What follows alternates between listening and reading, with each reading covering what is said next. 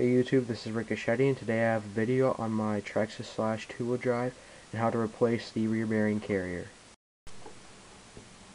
Alright, so basically first what you're going to want to do is remove the rear tire to access the bearing carrier. So just take off the nut that holds the tire on. Alright, now keep that in a safe place. Usually I just set the tire underneath, set the nut in the tire, or in the wheel. Alright, so now what you're going to want to do is remove two screws. One that's right here that holds the bearing carrier on, and one up here that holds the link, the toe link that connects to the bearing carrier. So just take that off. And make sure not to lose any screws. You can put them in a safe place. I usually just keep them in a little cup or a little bowl. Okay, now the bottom one, which is going to take a larger wrench than the top.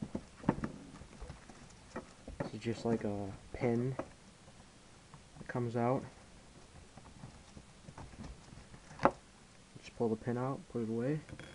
Now you want to take off the hex nut with a flathead screwdriver is usually what I use.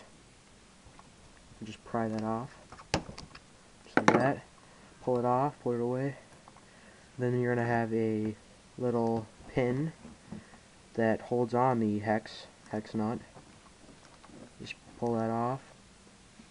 Set that aside. Then you get this thing, this piece. Here's the axle. You just set that aside. And here's the bearing. There's going to be a little washer. You take the washer off, set that aside.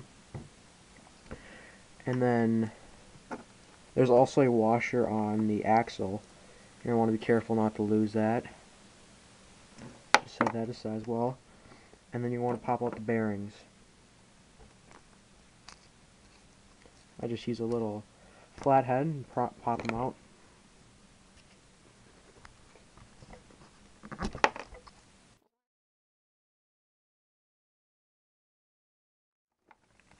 There's little bearings. There's two of them, one on each side. So now what you want to do is go ahead and put them on the new hub carrier. So just pop it in. This is a RPM upgrade, one of my favorite upgrades, because the old one snapped. RPM has a good lifetime warranty, so I went ahead and got that. My hobby shop. There we go. Now we're going to want to put the axle through. Make sure that washer is on. Just pop that through. Make sure the bearings are pushed in tight. There we go.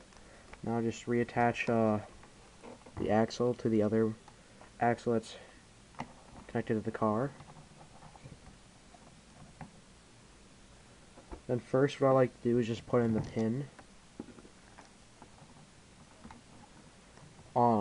There's actually two settings for the axle. One here and one here. Usually I just stick with the bottom one. Like so. And just screw it in.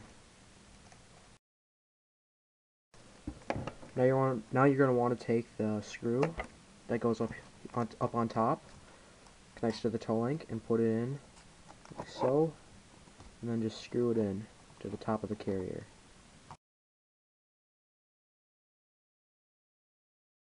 Okay, now that the hub carrier is on, what you're going to do is grab the pin as well as the washer. Then put the washer on first.